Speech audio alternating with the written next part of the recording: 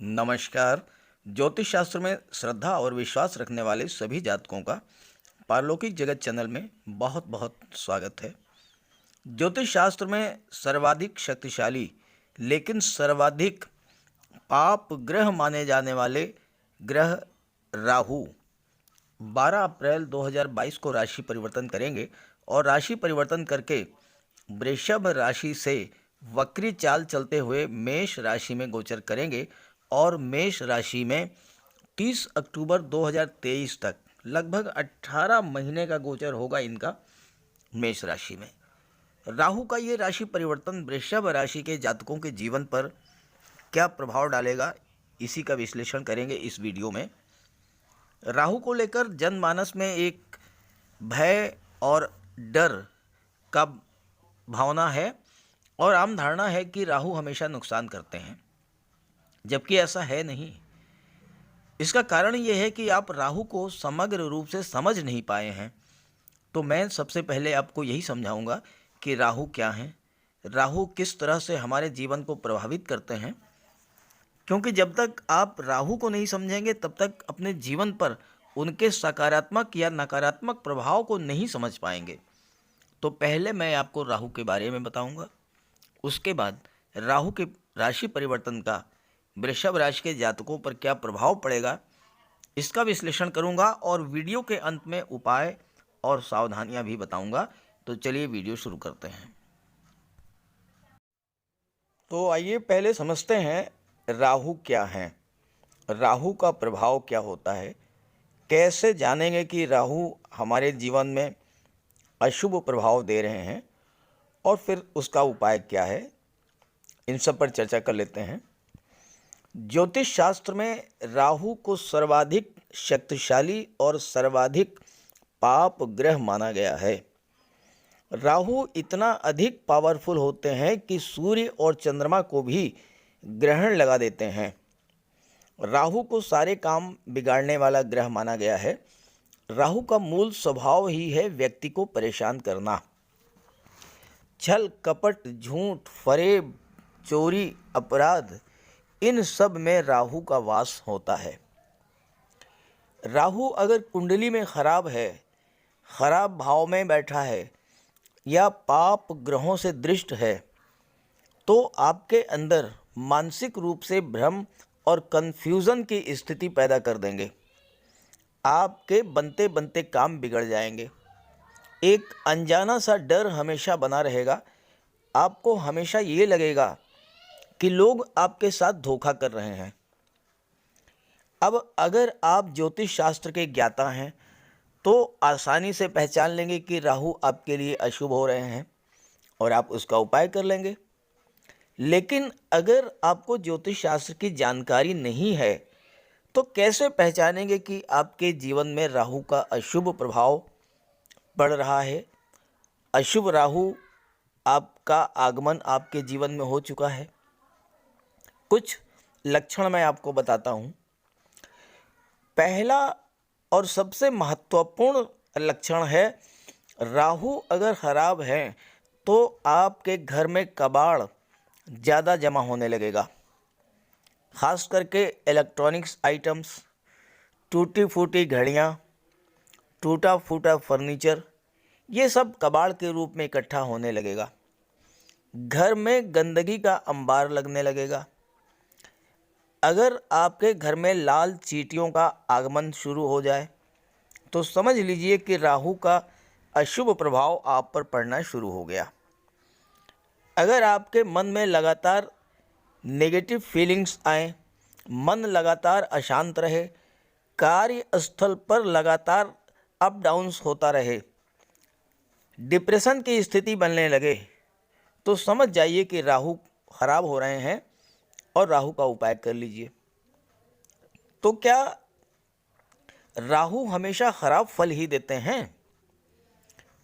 ऐसा बिल्कुल भी नहीं है, क्योंकि राहु से प्रभावित व्यक्ति निडर होता है, किसी से दबता नहीं है, किसी की बात नहीं मानता और किसी तरह की बंदिश में नहीं रहता। राहु के भीतर अतीन्द्रिय शक्ति है और उसमें हर तरह के षड्यंत्र को समझने की क्षमता है। हालांकि राहु हर तरह की खुराफात भी करा सकते हैं और उससे निपट भी सकते हैं। इसलिए कलयुग में राहु को सबसे अधिक पावरफुल माना गया है और सबसे अधिक पाप का कारक भी माना गया है। लेकिन आज के समय में राहु ही हमें राजा बना सकते हैं। क्यों? पुराने समय में विदेश जाना ठीक नहीं माना जाता था, इसलिए विदेश के भाव को यानी 12वें भाव को 8वें भाव से जोड़ दिया गया। जबकि आज अगर आप देखें तो लोग विदेश जाकर के ही अच्छा पैसा कमाते हैं, अच्छी ज़िंदगी जीते हैं और विदेश में ही सेटल भी हो जाते हैं। और राहु विदेश के कारक हैं, इसलिए जिनका राहु अच्छा होता है वो विदेश जाते हैं, धन कमाते हैं और एक्सपोर्ट इंपोर्ट के व्यापार में तो बहुत अधिक लाभ कमाते हैं। यहाँ मैं आपको स्पष्ट कर दूं कि विदेश का आशय अपनी मातृभूमि को छोड़ करके किसी दूसरे शहर या दूसरे राज्य में जाना माना जाता है। केवल अमेरिका, ब्रिटेन, कनाडा मत समझिए, अपने देश में भी विदेश या परदेश। आज की डेट में राहु, केतु, शनि और मंगल, जिन्हें पाप ग्रह कहा जाता है, यही हमें जीवन में ऊपर उठाते हैं, धन वैभव देते हैं, मान सम्मान दिलाते हैं और हर तरह का सुख भी दिलाते हैं। क्यों? क्योंकि आज की दुनिया छल कपट, झूठ और फरेब की दुनिया है और यही समझने की बात है कि राहु आपको हर तरीके से पैसा कमाने की बुद्धि और क्षमता प्रदान करेंगे। लेकिन यहाँ पर आपको ये भी समझना है कि अगर आपने अनैतिक रास्ता चुन लिया तो राहु आपका नुकसान भी कर देते हैं, क्योंकि राहु का प्रभाव शनि के जैसा होता है। जब राहु की महादशा शुरू होती है तो शुरू में बहुत अच्छे फल मिलते हैं। वजह क्या है? क्योंकि राहु के जो मित्र ग्रह हैं शनि, शुक्र, बुध, इन सब की अंतर्दशा पहले शुरू होती है। तो इस दौरान राहु बहुत अधिक धन प्रदान करते हैं, मान सम्मान दिलाते हैं, समाज में अचानक से आपको बहुत ऊंचाइयों तक पहुंचा देते हैं। लेकिन अंत में जब सूर्य, चंद्र और मंगल की अंतर्दशा आती है तो अंत में राहु सर्वाधिक नुकसान भी कर देते हैं। इसलिए अगर आपके जीवन में राहु की महादशा चल रही हो तो महादशा के अंतिम 5-6 वर्षों में आपको अत्यंत सावधान हो जाना चाहिए, अत्यंत धार्मिक हो जाना चाहिए और कोई भी अनैतिक कार्य नहीं करना चाहिए। राहु को ज्योतिष में छठी शक्ति का कारक माना जाता है और राहु हमेशा अथॉरिटी को चैलेंज करते हैं। राहु एक अच्छे रिसर्च स्कॉलर बना सकते हैं, नई नई चीज़ों को खोजने की प्रवृत्ति आपके अंदर पैदा करते हैं। और राहु लकीर के फ़कीर नहीं बनाते हैं, बल्कि कुछ नया सोचो, कुछ नया करो। और जिनका राहु अच्छा होता है वो हमेशा कुछ न कुछ नया ही करते हैं। राहु अच्छा कब होता है? लग्न में, पंचम भाव में, छठे भाव में, नवम भाव में, दशम और एकादश भाव में राहु बहुत अच्छा फल देते हैं और बहुत ऊंचाइयों तक पहुंचा देते हैं। अगर राहु अच्छा है तो व्यक्ति लोकप्रिय होता है, विश्वविख्यात होता है। और राहु चूंकि ग्लैमर और मीडिया के भी कारक हैं, चमक दमक और माया के कारक हैं, तो जैसे कि टीवी सीरियल, सिनेमा, न्यूज़ जो कि डे टू डे अपडेट होती रहती हैं, इन सब के कारक जो हैं वो राहु ही हैं। तो कुल मिलाकर के अगर आपकी कुंडली में राहु शुभ स्थिति में है तो आपको बहुत कुछ देने वाले हैं। आने वाले 15 महीनों में 12 अप्रैल से 30 जुलाई 2023 तक। तो आइए शुरू करते हैं राशियों के आधार पर क्या होगा प्रभाव। जहां तक उपायों की बात है उसकी चर्चा मैं वीडियो के अंत में करूंगा। तो ये है वृषभ राशि के जातकों की कुंडली। राहु का गोचर आपके कुंडली के 12वें भाव में 12 अप्रैल 2022 को होगा और अगले 18 महीने तक राहु 12वें भाव में ही गोचर करेंगे। राहु के प्रभाव पर बात करने से पहले महत्वपूर्ण ग्रह जो कि लंबे समय तक एक ही राशि में रहेंगे उनके बारे में भी बात कर लेते हैं। देवगुरु का गोचर लाभ के भाव में रहेगा 1 वर्ष तक। 13 अप्रैल से देवगुरु का भी राशि परिवर्तन होगा।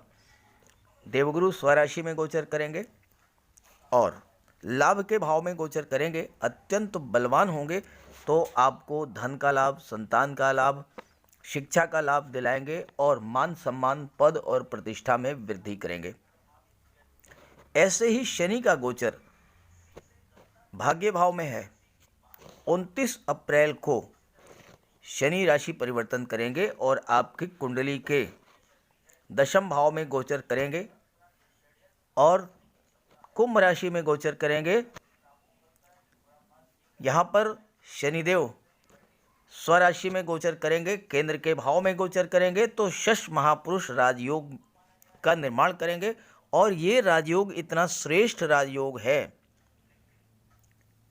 कि जीवन में हर क्षेत्र में आपको सफलता दिलाने वाला योग होगा और आप जीवन में जो कुछ भी बनना चाहते हैं, जिस भी क्षेत्र में जाना चाहते हैं या जिस भी क्षेत्र में आप कार्य कर रहे हों, हर क्षेत्र में शश महापुरुष राजयोग आपको उच्च स्तर की सफलता दिलाने वाला होता है और साथ ही साथ हर तरह का लाभ देने वाला होता है। और शनिदेव 12 जुलाई तक 10वें भाव में गोचर करेंगे, फिर राशि परिवर्तन करेंगे और एक बार फिर से भाग्य भाव में गोचर होगा शनिदेव का। जहाँ तक केतु का सवाल है, केतु भी अगले 18 महीने तक कुंडली के 6ठे भाव में गोचर करेंगे। केतु के प्रभाव के बारे में एक वीडियो मैंने अपलोड कर दिया है, यहाँ पर चर्चा नहीं करूँगा, उसको आप देख लीजिएगा, लिंक मैं दे दूंगा डिस्क्रिप्शन बॉक्स में। अब आइए बात करते हैं राहु की। आपके लग्न के स्वामी हैं शुक्र।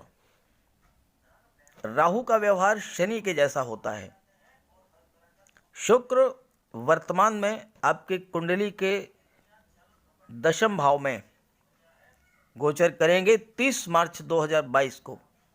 इसके बाद शुक्र का गोचर लगातार शुभ भाव में ही होगा और शुक्र धन, वैभव, ऐश्वर्य और सुखों के कारक हैं तो हर तरह का लाभ आपको देंगे। शुक्र का गोचर एकादश भाव में होगा। इसके बाद फिर वो 12वें भाव में गोचर करेंगे जहाँ के शुक्र अति विशिष्ट कारक होते हैं, विदेश से आपको बहुत बड़ा लाभ दिलाएंगे। उसके बाद लग्न भाव में होगा, फिर धन के भाव में होगा, पराक्रम भाव, सुख भाव, संतान, शिक्षा का भाव। शुक्र लगातार राशि परिवर्तन करते रहेंगे। केवल 6ठे और 8वें भाव में शुक्र का प्रभाव थोड़ा सा कम हो जाता है। इसके अलावा हर भाव में आपको श्रेष्ठ फल ही देंगे शुक्र।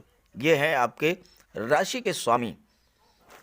और जहाँ तक राहु का प्रश्न है, 12वें भाव में राहु आपकी महत्वाकांक्षा को बढ़ा देंगे, आपकी विल पावर को स्ट्रांग करेंगे, आपके अंदर इंट्यूशन पावर को बढ़ा देंगे, आपकी पूर्वाभास क्षमता को बढ़ा देंगे। आने वाला कोई भी संकट होगा पहले से ही आपको पहचान इसकी हो जाएगी, आभास हो जाएगा और आप अपने आप को उस परेशानी से, उस संकट को बच लेंगे। राहु इंटेलिजेंस के कारक हैं, बौद्धिक क्षमता के कारक हैं और आपके अंदर की शक्तियों को जागृत करेंगे। 12वां भाव मोक्ष का भाव है। आपके अंदर वो क्षमता पैदा करेंगे जिससे आपको ये समझ में आने लगेगा कि आप जिस दिशा में जा रहे हैं, जिस दिशा में कार्य कर रहे हैं, वो सही है या नहीं। और अगर व्यक्ति को इसी चीज की पहचान हो जाए, सही दिशा मिल जाए, सही आदमी की पहचान हो जाए, उसे फिर क्या चाहिए। हर तरह की सफलता उसके पीछे पीछे भागती है। राहु अध्यात्म से भी जोड़ देंगे। 12वां भाव विदेश का है, विदेशों से लाभ होगा, दूर देशों की यात्राएं करेंगे। और शुक्र आपके लग्न के स्वामी हैं, राशि के स्वामी हैं आपके, हवाई यात्राएं आप भरपूर करेंगे। यात्रा देशाटन का भी योग बन रहा है। हालांकि राहु जन्मभूमि से दूरी बनाते हैं तो विदेश में आपकी भाग्योन्नति निश्चित रूप से होगी। और अगर इस गोचर काल में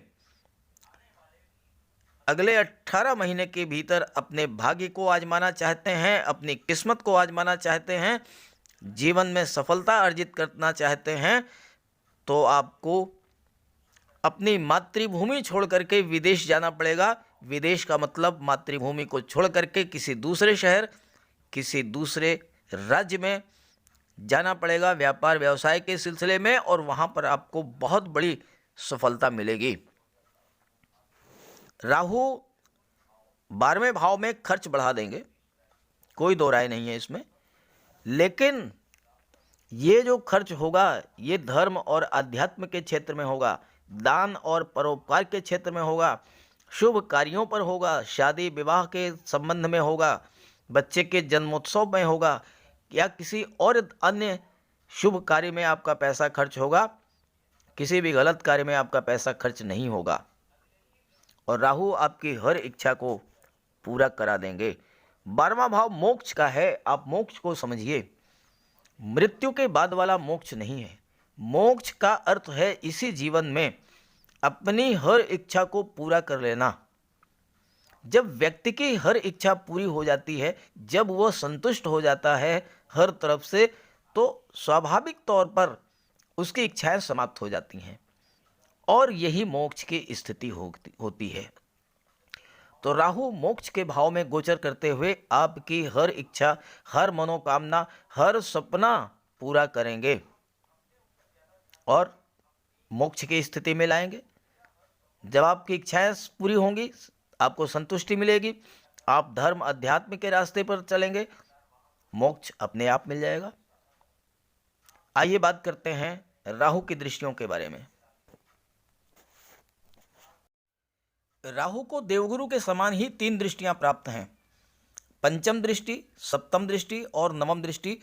और राहु की पंचम दृष्टि आपकी कुंडली के चतुर्थ भाव सुख भाव पर पड़ेगी। राहु पर नियंत्रण देवगुरु का होता है। देवगुरु बलवान होते हैं तो राहु भी बलवान होते हैं। देवगुरु शुभ फल देते हैं तो राहु भी शुभ फल देंगे। और यहाँ पर देवगुरु 13 अप्रैल को राशि परिवर्तन करके मीन राशि में गोचर करेंगे और आपके कुंडली के लाभ के भाव में गोचर करेंगे। तो देवगुरु के समान ही राहु भी आपको हर तरह का लाभ देंगे। और चूंकि राहु की दृष्टि कुंडली के चतुर्थ भाव पर पड़ेगी, चतुर्थ भाव जो होता है वो सुखों का होता है, चतुर्थ भाव माता का होता है, चतुर्थ भाव परिवार का होता है, मित्रों का होता है, सुख सुविधाओं का होता है। तो राहु का प्रभाव शनि के समान होता है। शनि क्या है? शनि कारक हैं प्रॉपर्टी के, भूमि के, भवन के। तो यहाँ पर राहु भी आपको हर तरह का लाभ देंगे। ज़मीन, जायदाद, प्रॉपर्टी, वाहन, प्लाट, ये सब कुछ आप खरीद सकते हैं। लेकिन माता के स्वास्थ्य का आपको ध्यान रखना होगा। और अगर राहु आपकी कुंडली में अशुभ हैं या राहु की महादशा या अंतर्दशा आपके जीवन में चल रही है, तो राहु का उपाय आप जरूर कीजिएगा, क्योंकि राहु की दृष्टि सुख भाव पर पड़ने से, अशुभ राहु की बात कर रहा हूं, तो आपके पारिवारिक सुखों में कमी आएगी, घर में कलह का वातावरण बनेगा, विवाद की स्थितियां बनेंगी। और चूंकि स्वामी सूर्य हैं और सूर्य अत्यंत उग्र और तेजस्वी ग्रह हैं, ग्रहों के राजा हैं, तो आपके अंदर एक अहंकार और ईगो की प्रॉब्लम भी डेवलप होगी। परिवार से, मित्रों से संबंध आपके खराब होंगे। तो ऐसी दशा में राहु का उपाय जरूर कर लें, समस्याएं दूर होंगी। और माता के स्वास्थ्य का ध्यान रखें। आइए बात करते हैं राहु की सप्तम दृष्टि के बारे में। राहु की सप्तम दृष्टि कुंडली के छठे भाव पर पड़ रही है, जहां पर कि केतु का गोचर है।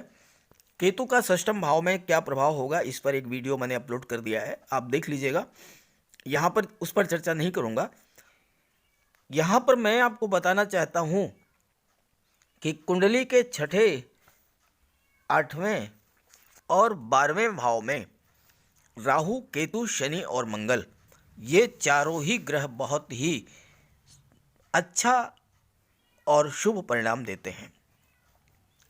ज्योतिष शास्त्र में छठे भाव में राहु को बहुत अच्छा माना गया है। ऐसे लोगों के सामने कोई टिक नहीं सकता। राहु की दृष्टि आपको रोग, ऋण और शत्रुओं से राहत दिलाएगी, विघ्न बाधाओं को दूर करेगी। लेकिन चूंकि छठा भाव इलीगल एक्टिविटीज का होता है, तो अगर राहु अशुभ हैं आपकी कुंडली में, तो असामाजिक तत्वों से आपकी मित्रता करा देंगे और एंटी सोशल एलिमेंट से आपकी निकटता होगी, तो आप परेशानी में पड़ेंगे। इसलिए इस बात का ध्यान रखें, अपने मित्रों का ध्यान रखें कि आपके मित्र किस तरह के हैं, और साथ ही साथ उपाय भी कर लें। लेकिन एक बात और भी है कि ऐसे जातक अगर पुलिस में, फोर्स में, मेडिकल के क्षेत्र में हैं या लॉ के क्षेत्र में हैं, तो राहु बहुत अच्छे रिजल्ट देते हैं। क्यों? क्योंकि इलीगल एलिमेंट्स का इलाज ही इनके पास होता है। असामाजिक तत्व जो हैं उनका पाला पुलिस से पड़ेगा, कानून से पड़ेगा, वकील से पड़ेगा और डॉक्टर से पड़ेगा, क्योंकि रोगों के भी शिकार होंगे। तो जो जातक पुलिस, फोर्स, मेडिकल या लॉ के क्षेत्र में हैं और उनके छठे भाव में राहु का गोचर है या राहु की दृष्टि पड़ रही है और वो वृषभ राशि के हैं, तो बहुत अच्छा रिजल्ट मिलेगा उनको इस गोचर काल से। राहु आकस्मिकता के कारक हैं। आपको अचानक कहीं ना कहीं से धन निश्चित रूप से प्राप्त होगा और कर्ज से मुक्त होंगे आप। लॉटरी, शेयर, सट्टा या कोई डूबा हुआ पैसा आपको निश्चित रूप से मिलेगा। और छठे भाव में राहु आपकी इंट्यूशन पावर को भी बढ़ा देंगे, आपकी पूर्वाभास क्षमता को बढ़ा देंगे। आने वाले संकट को आप पहले से ही समझ लेंगे और अपना बचाव कर लेंगे। साथ ही अगर आप किसी मुसीबत में हैं, तो राहु आपको कहीं ना कहीं से ऐसी मदद जरूर दिला देंगे कि आप कष्टों से बाहर निकल आएंगे। कोर्ट कचहरी के मामले में भी राहु आपको विजय दिलाएंगे। राहु आपकी सोच को सकारात्मक करते हैं। बड़े लोगों से आपके संपर्क होंगे, समाज सेवा में आपकी रुचि होगी, जिससे मान सम्मान बढ़ेगा। शत्रु या तो होंगे ही नहीं, और अगर होंगे तो परास्त होंगे। हालांकि राहु अगर आपकी जन्म कुंडली में अशुभ हैं, तो आपको इलीगल एक्टिविटीज से जोड़ देगा, जुआ शराब की लत लगा देगा, कोर्ट कचहरी में उलझा देगा, तो उसका उपाय करें। बात करते हैं राहु की नवम दृष्टि के बारे में।